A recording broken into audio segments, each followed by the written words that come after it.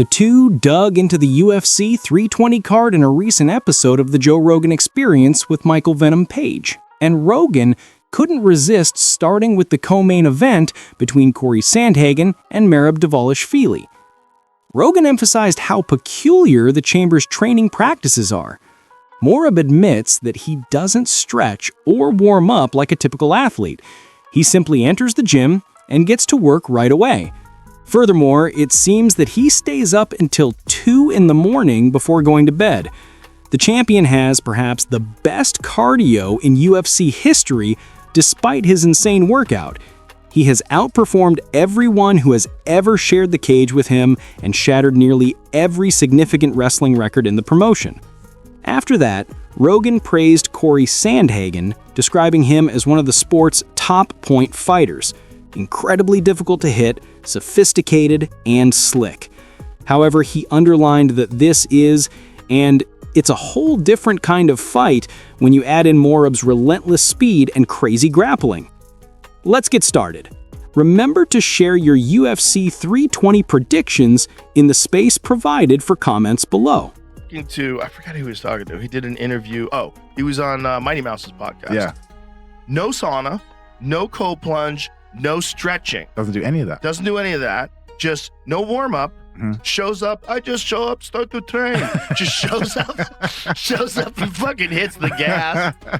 He stays up till 1, 2 o'clock in the morning. Just like his whole routine is totally contrary to everything that you've heard before. Being choked unconscious for like 2 minutes. Yeah, and he's like, And he's like kicking his legs and moving around. He's like, there's no quitting that guy. Fucking at zero all. quit. You have to put him out. Zero quit. In the Marlon Moraes fight, he was basically out on his feet in the first round. And just came back and stopped him. He's a monster. He's a beast. And he keeps getting better. Yeah. I mean, when a guy, you feel like, oh, a guy like that is so good. Look how good he is. He's better than everybody. No.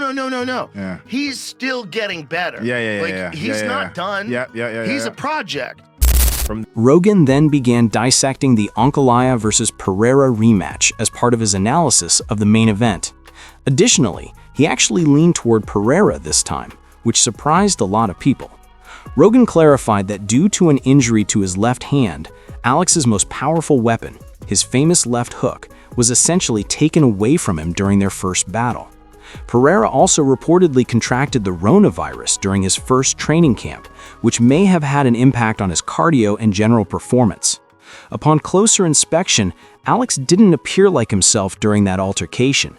His typical confidence simply wasn't there, and he was reluctant to throw. He seemed more reluctant to use his striking because Ankalaev was often threatening to wrestle.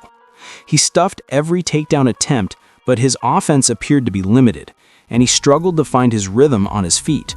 However, given that Pereira is well and obviously practicing his wrestling, we might be seeing a very different Potan this time around. Whether he wins or loses, Alex has stated that he may advance to heavyweight following this bout and take on the Aspinall versus Gone victor. People don't understand when they watch fights. Like sometimes guys, this is one of the things about the rematch this weekend, Ankalaev versus Pereira, is that Pereira supposedly had a fucked up left hand and rotavirus before the last fight. I believe it. He looked off. He definitely didn't look himself. Towards the 5th round, it looked like Pereira could do some stuff. Like, it's like, okay, you're actually now landing that calf kick a bit more now. You're actually starting to do, it's like, why didn't you start like that? He didn't have the gas. Yeah, so if you got rotavirus, your gas is very low, and your energy level feels very low. So he's trying to he's conserving energy and so because Pereira, if he hurt his left hand, that's the doom punch. Exactly. That left hook is that's death. Massive. That's the one. That's the one. If you look at his highlight reel, there's so many left hooks. When he catches people with that, even when he grazed like Jamal Hill. Yeah. I still don't get it now. He grazed him. He's got a hell of a punch on him, man. And he put him out. Punch. Yeah. The Jiri Prochazka one at the end of the first round. Jiri was like, yo, and then he head kicks him in the second. In an interview with Shock, Jiri Prochazka recently revealed all the facts of a run he had with Khalil Roundtree at UFC PI just days prior to their fight. Jiri claimed that Roundtree walked up to him and merely said hello. However, in the weeks before their battle, Khalil was also making derogatory remarks online, which infuriated Jiri. With the victor standing next to Carlos Ulberg in the title photo, this bout is huge for the light heavyweight class. Berg is a newcomer to the division, motivated and fresh off impressive fights. Given that both fighters have previously had their chance at the title, he has a genuine possibility of outpacing them. However, the precise scenario still largely rests on the outcome of Alex Pereira and Magomed Ankalaev's impending title match. A trilogy with Ankalaev is the most likely scenario if Pereira prevails, upending the light heavyweight hierarchy and possibly altering the course for Prochazka, Roundtree, and even Olberg. Time for the 205-pound division is exciting.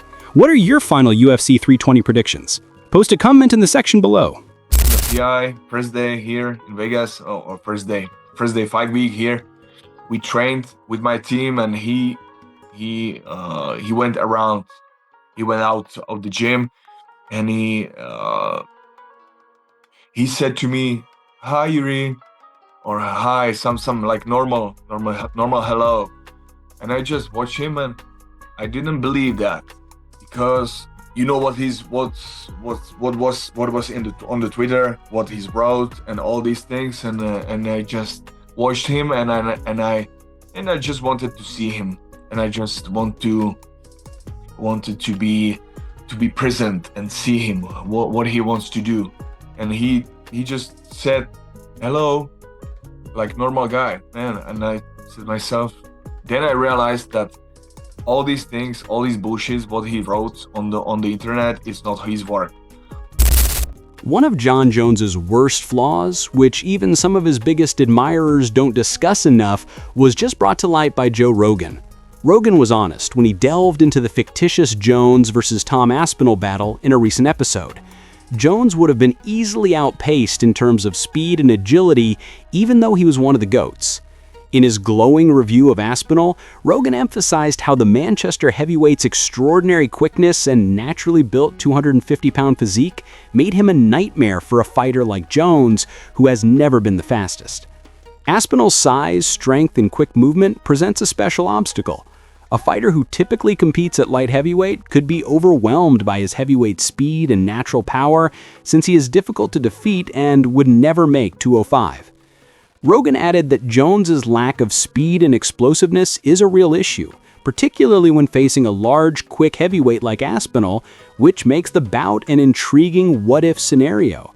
Now that Jones has declared a comeback, this topic has come up once more.